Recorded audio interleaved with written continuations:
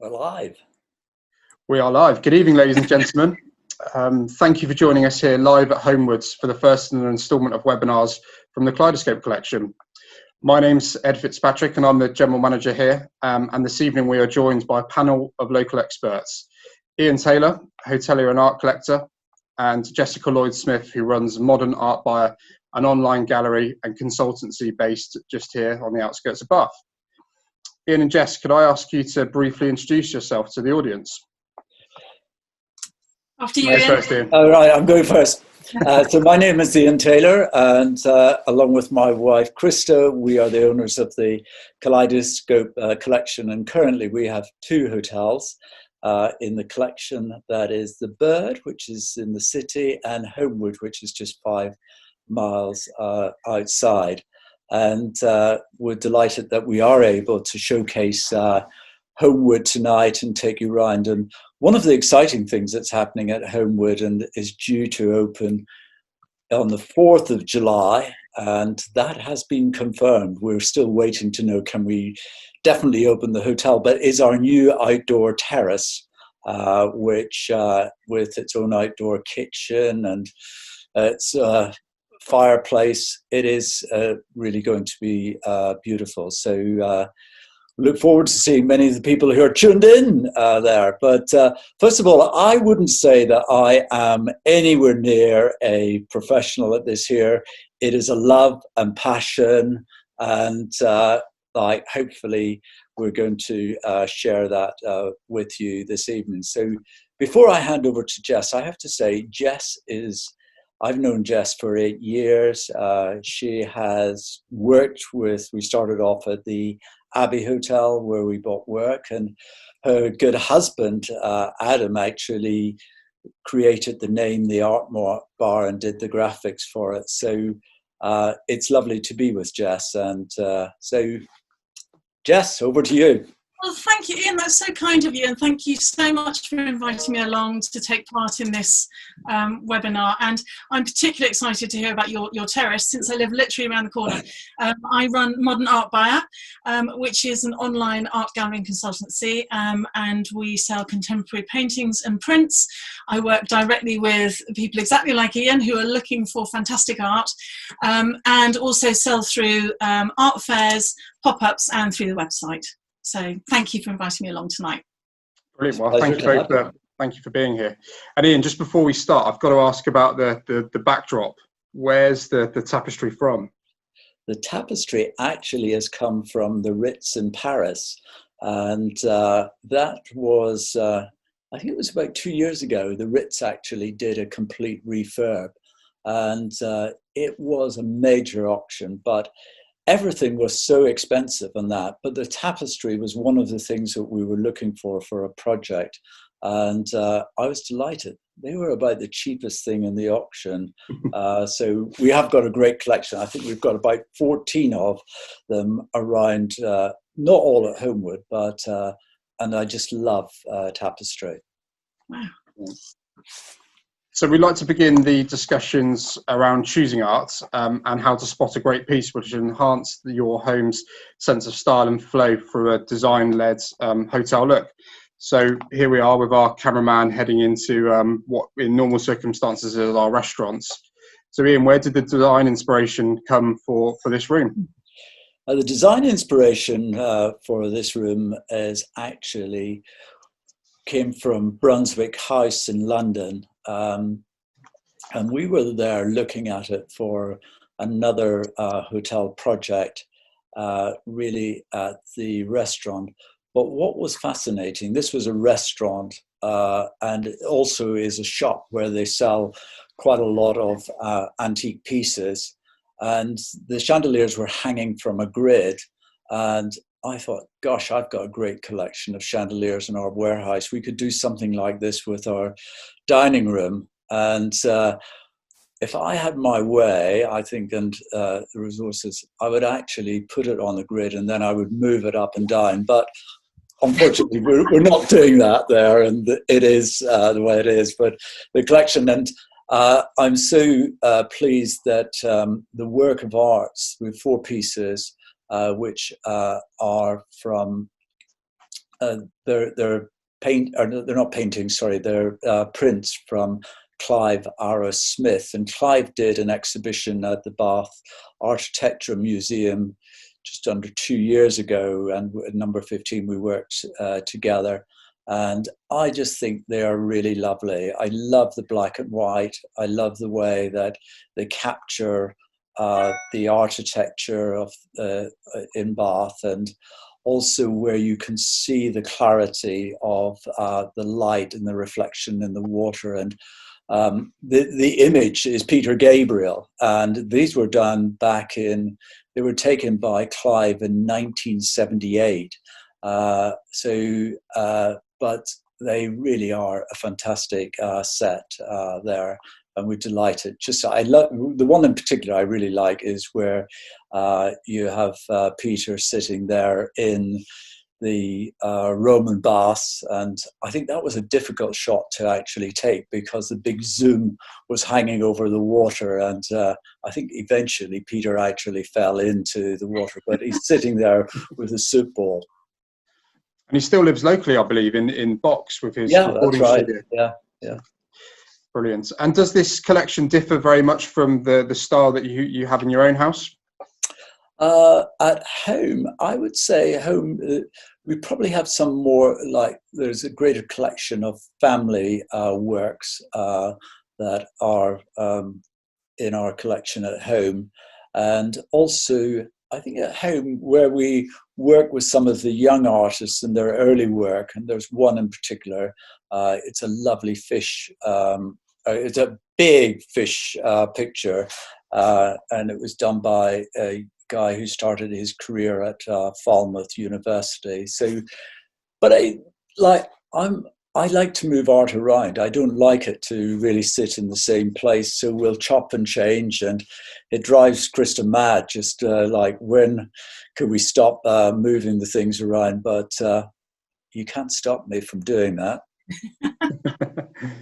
Brilliant. A question for you, Jess. Do you have any tips for making artwork sit alongside each other harmoniously? Do you feel there's any rules, or do you look for any kind of common themes amongst artwork?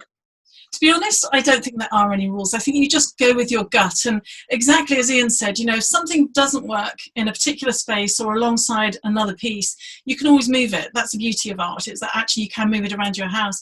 And what you sometimes find is you might have two very different pieces that actually work really well for whatever reason, work really well together.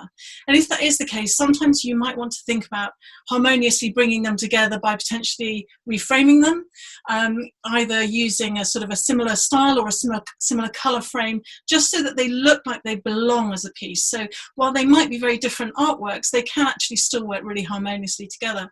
Something I always say is that if you've chosen the furniture and the decor in your house and the objects that you have around your house from the heart, if you've chosen things that you really feel personally attached to and that you love, and you've done the same with your art collection, you've chosen artworks that you really feel a connection with and that you really love, everything should sit ideally harmoniously together, and it should be a really true reflection of your sort of personal style, and should look really sort of genuine and authentic. So hopefully things should find their right place. Well, I think, you're absolutely right. It is about your personality and allowing it really to be expressed there. And I think art isn't just a painting. It can be like a collection of great things that actually all come together. So that's what is really exciting about building up a great or making a space very interesting. Mm-hmm, absolutely. And Ian, what do you look for when you're choosing a piece for a hotel's entrance, or say an entrance into the restaurants? I'm always looking for something which like if you're coming into a reception, is a piece that you're going to remember in some way, something that's going to stand out. If anything, it's going to shock you because you just don't expect to see that there. And it draws your attention. Like, as you walk into Homewood here, you see 40, 50 clocks all around the place. And you hear a cuckoo chirping at you, and but all those so hopefully you'll always remember that if you come through the doors at Homewood, That's the hotel with all those silly clocks there. At 15, we had a wonderful piece. It was called The Lobby Boy, and we created the Lost Earring chandelier there, and those were great talking points. So I think it's not always for me about, like, some people will love it, some people will not, but as long as it actually starts a conversation. And I just love it when people actually want to talk about a piece and they're inspired to do it. And I think as you go into the restaurant, what we have seen is, like, people, when they're sitting dining, they're looking up at the chandeliers. Well, what one do you like? Why do you like that and whatnot? So that's what I'm trying to do with art, is because my days when I started off in the corporate world was very much of, I just couldn't understand how boring that corporate hotel art actually looks. And, like, it was the same picture went into the same room, and there was these art consultants that were paid a fairly substantial sum of money for doing very bland work. And I always thought, one day when we own our own hotel, I want it to be different, and I really want it that people actually feel, well, this has been chosen by the people who own it. And I always think you can tell when you walk into a place where the owners have had input into what they do. So it is to be, I would say, controversial, but be interesting, and to make people talk and have a laugh and a giggle about it. I think you're absolutely right, actually, and it's what I always call the scene setter. So you walk into an entrance, like a lobby in a hotel, or into a dining room or something. The big piece that you see, that is basically announcing what kind of a time you're going to have in that space. So they'll walk into the hotel and they see these clocks and they just think, this is going to be fun. It's not serious. This is fun. This is interesting. It's going to be unusual. It just gives you that idea. I mean, the piece that you're showing at the moment in the dining room, that's a big, impactful piece, but it's very muted and elegant. And I think it's the perfect sort of scene-setting piece that you would have in a dining room. It's that sort of elegance, but also it's got the impact that you want as well. Yeah, this piece is done by a Thai artist in Bangkok, and I just think it is really wonderful the way you can see sort of those lovely, it's very heavily textured, but it also has got great geometrical lines that are very jagged to the point. And this person is quite influenced by Picasso as well, but it just fits for the room that we want, where it's the smaller of the three dining areas and where we would serve afternoon tea as well. Yeah, striking. Mm-hmm. That leads me nicely on to kind of the next question, which is about sourcing of art. And I suppose I don't wish for you to give away any of your trade secrets, but there might be 56 other people who are watching at the moment who wish you will. But where do you go about sourcing art and finding these collections? I'm not going to tell you. No, I am. I mean, sadly, a lot of the art fairs are closed at the moment, or they've cancelled for this year, which is a real disappointment, but entirely understandable. But I would say art fairs are a really great way for people to start looking at art. The organisers of art fairs have often curated the selection of artists, a selection of galleries that are going to be showing at the art fair. So there will also already be an element of sort of quality control across the whole fair. So if you are starting to look for pieces, it's a really great way to see a really broad range of pieces and really see what you're drawn to. And that's particularly good if you're looking for artwork as a couple or as a group, because you don't always agree on the same pieces. So actually to be able to go and look at a really huge broad range is a really good idea. Degree shows as well, and I mean, Ian's a huge fan of degree shows, but if you're feeling bold and confident and you want to support a student at a really important time, you could get a fantastic bargain and an amazing piece. So I would definitely say, they're two places to really start thinking about. Yeah, certainly, as Jess said, degree shows are somewhere where we have gone. And what I love about the degree shows is very much just how much work has gone into the, for a student, it probably is 3 or 4 years of coming together and presenting. I have to admit that there's some of that work is really quite far-fetched, but in their own way, it is highly creative, and I think it's just making sure that it fits into what we are doing as well.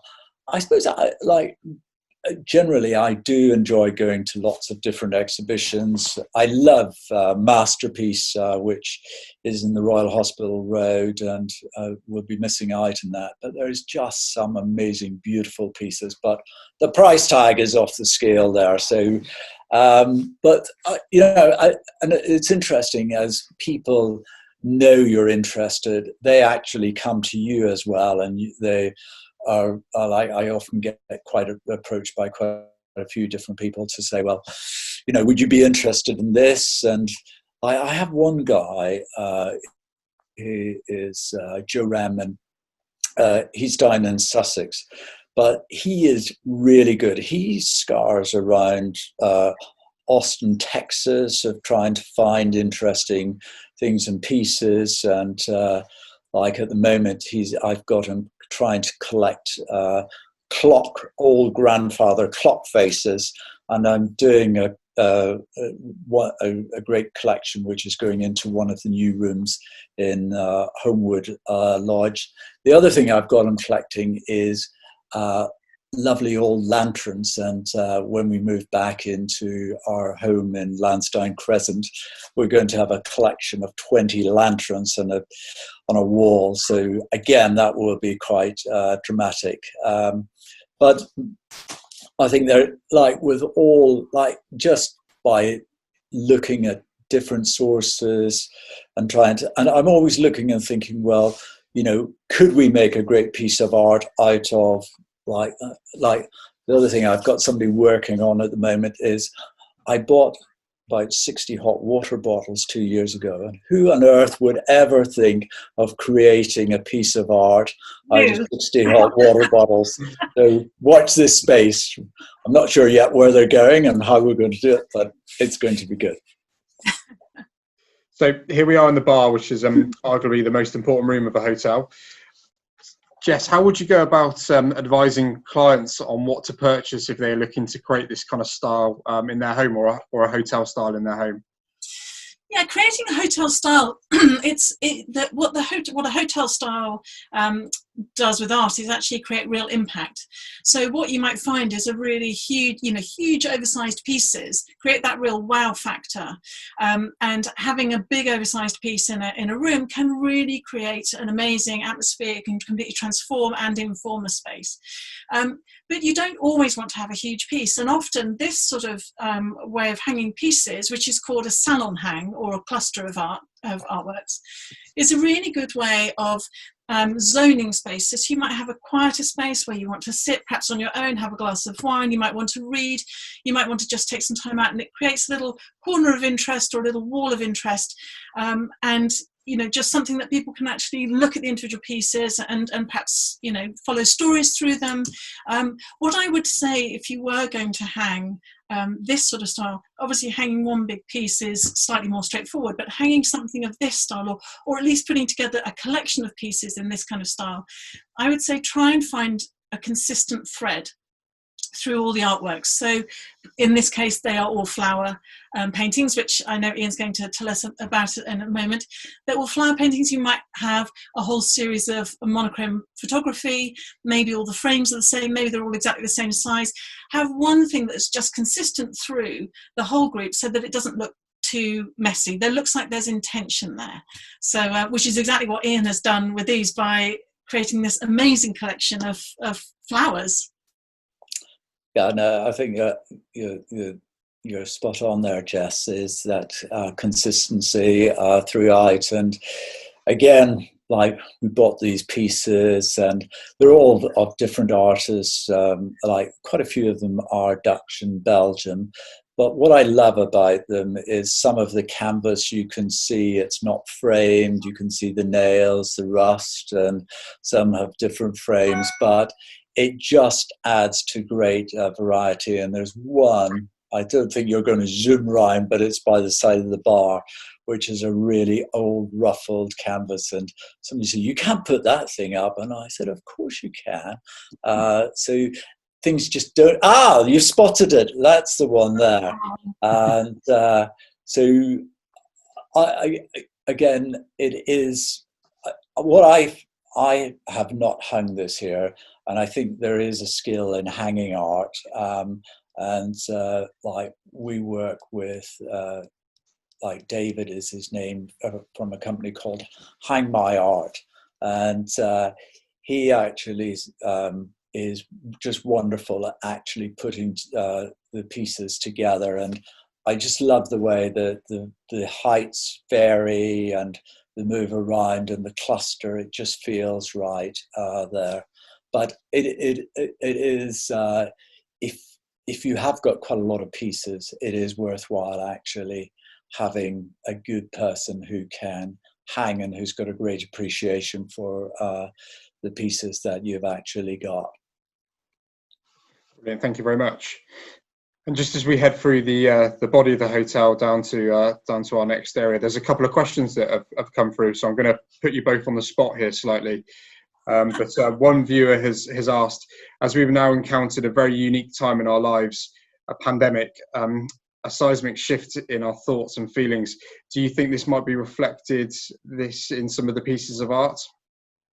Absolutely. I mean, all of my artists are thinking about the way that they're working. A lot of my artists are influenced by their travels, and they're bringing their practice much more into their surroundings, thinking much more about the areas that are right on their doorstep.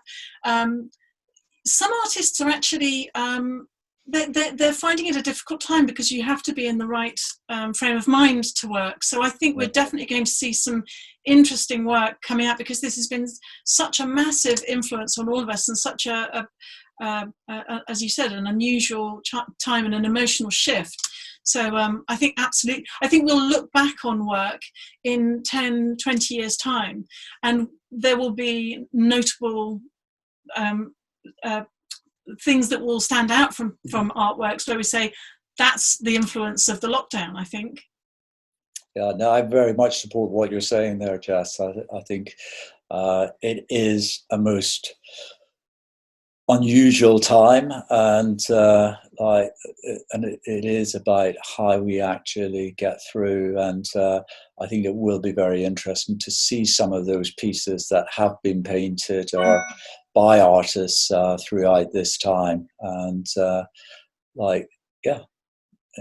but we will look back and think of it, and I suppose there will be pieces that we will remember very much that were very close to us throughout that time period. It's a good question. Yeah. And to our other viewers, if there are any other questions that you'd like our panel to answer at the end, by all means, please send them through, and we'll do our very best to get through them all. But here we are down in the spa area of the hotel now. And can I ask you both, do you choose your art based on how you feel about the piece or the space in which it has to fill? I'll kick off. I suppose it is a combination of both. It is about, the space does come into it, but it also is how you feel very much about the piece. Like if you like it and it's very much you, then it definitely, I think, as Jess said, there's no rules. You should be able to do what you want with art, especially if you're doing it in your own home. It is about you. But this piece here that you're looking at, this is a piece called Theo, and this here was done by a student out of Falmouth University, Indy Durban, and who just loves painting portraits. But what is so lovely about this piece is the real sense of a moment in time where it is actually taken, and the pigmentation is great. But this person just loves, if we could get close, I'm sure we can't get close enough to really see the eyes, but the eyes are quite and really focuses quite heavily on it. And if anything, I would say this piece where it's hanging, it probably needs a little bit more space where you could sort of stand back at it. But I just love the sense of where it is that focus of a momentary look in time, and you can walk past, stop and look. And then we've got another piece which is quite similar, but it's got a different focus on it.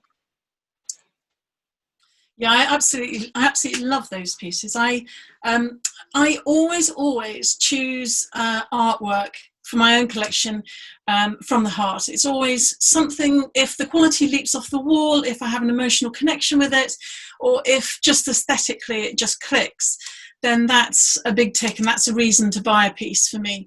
And then my husband and I will have a conversation on the way home about where on earth we're going to hang this another artwork.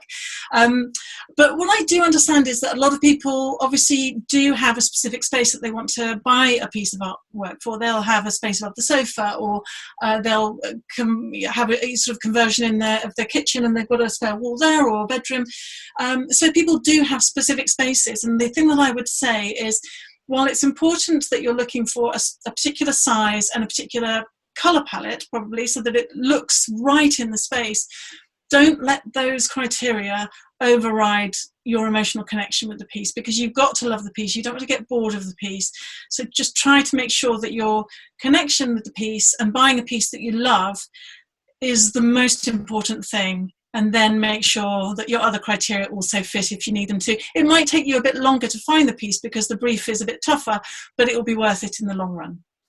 Jess, where did you start your art? Do you remember when you first got into art? Were you Well, my mum's a painter. My mum's a painter. Right. So even when I was tiny, I was being taken around gallery after gallery. Yeah. So it's something that's in our family, yeah, forever. So I won't tell you how. There's something about Adam's side as well that is. Yeah, his parents used to run an art gallery, actually. So right. yes, it was inevitable that this was going to happen. So have you got more art in your house than you like, or have you got any spare walls left? No, none. Oh. And no space under the beds or anything like that. Right. No. Okay. Do you feel there's any rules for making a piece of art work in a particular space? Should it match the decor, or should it not match and just be pretty abstract? Ian, did you want to take that one? Yeah. As I think I've said before, I don't think you do need any rules in art.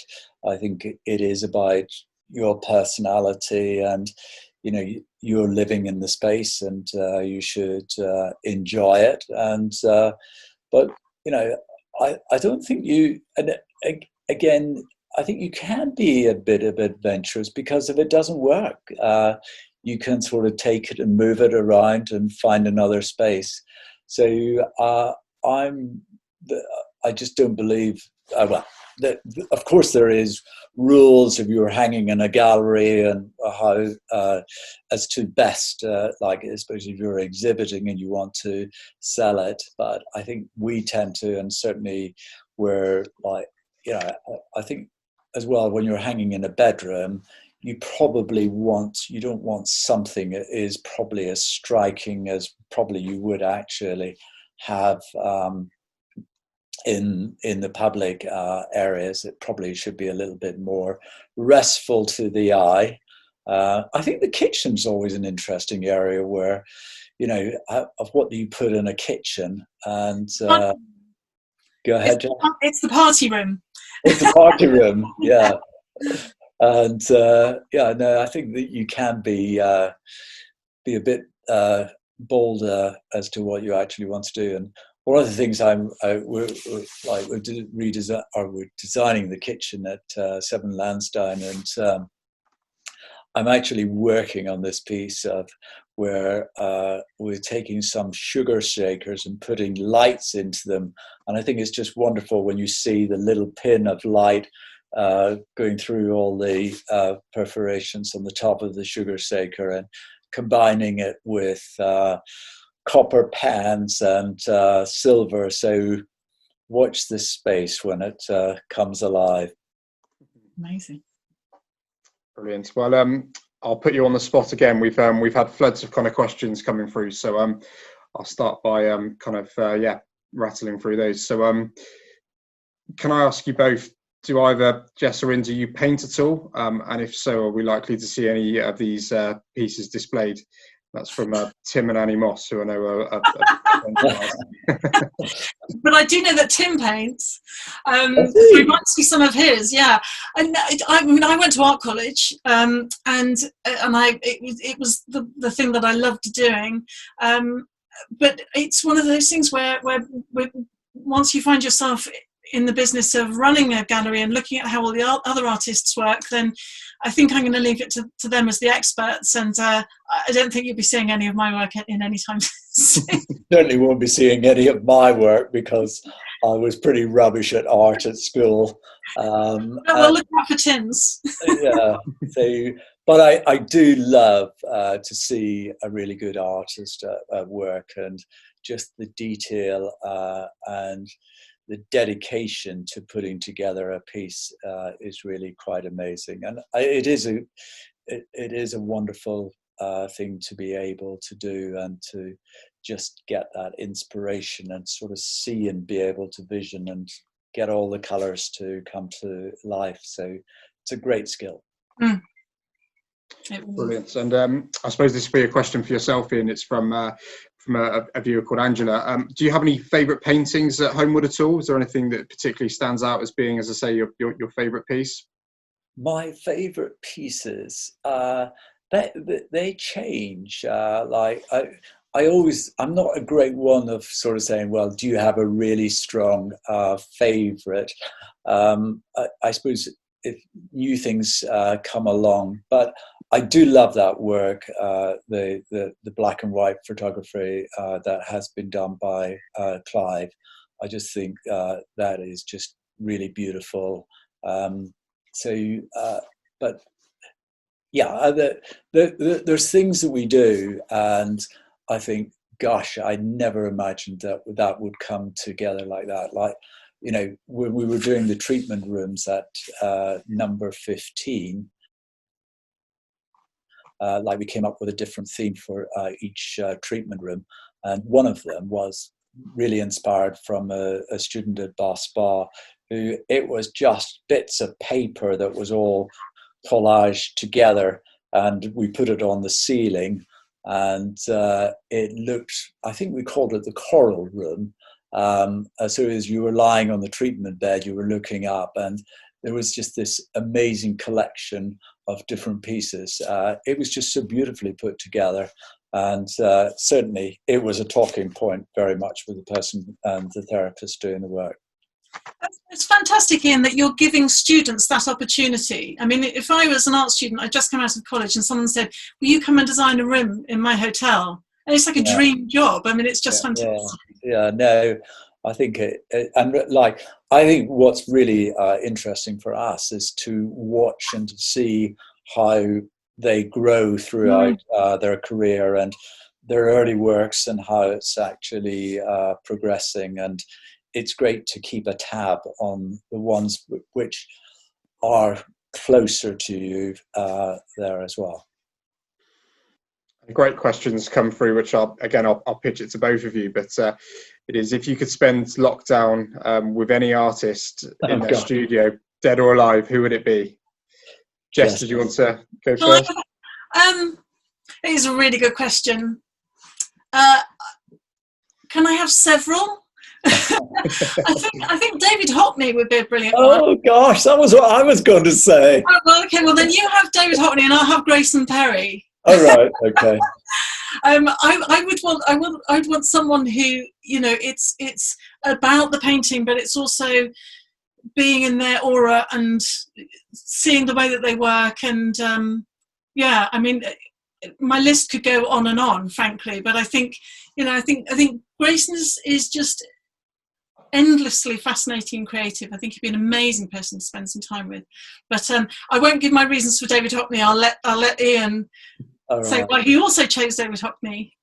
No, I've always loved David Hockney, and I just love some of his huge pieces, and I remember when we once, I think he must have been, there was a massive piece which he exhibited um, in London at the summer show, and it always stands very. But I just love the color and it's not simplicity, but just of how it does come together.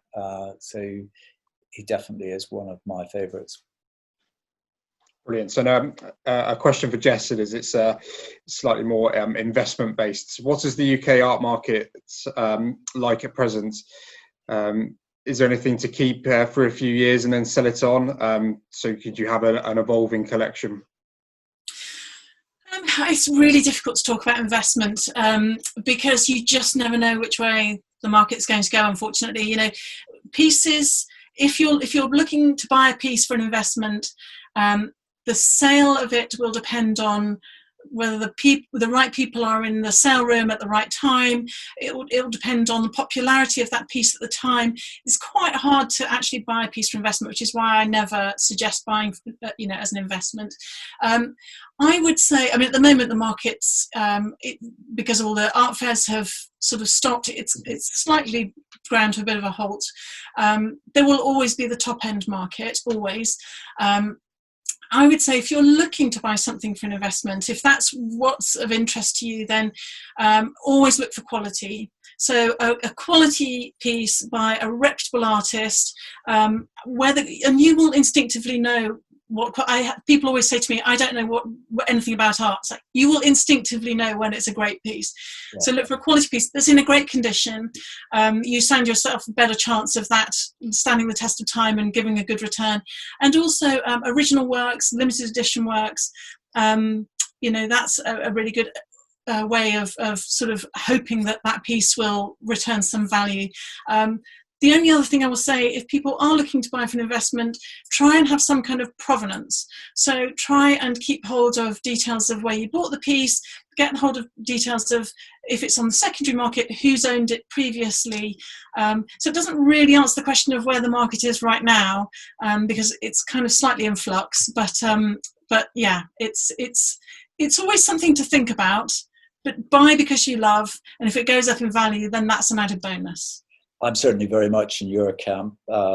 Like I have never really bought art as an investment, but it's because I love it, and also it is for the business as well, and of creating experiences for people when they come to stay at the hotel that actually helps them, or sort of makes them feel that, oh, gosh, this place is different. It is a little bit more unique.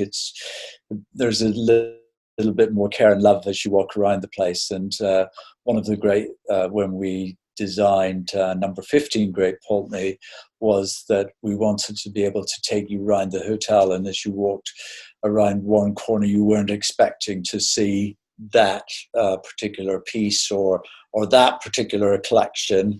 And if it shocks, that's all right. You can say, I don't like it, or I do. You can walk past and go on. But I think the points you made on investment are very, very strong indeed. And but it is a very different to what we're doing with art.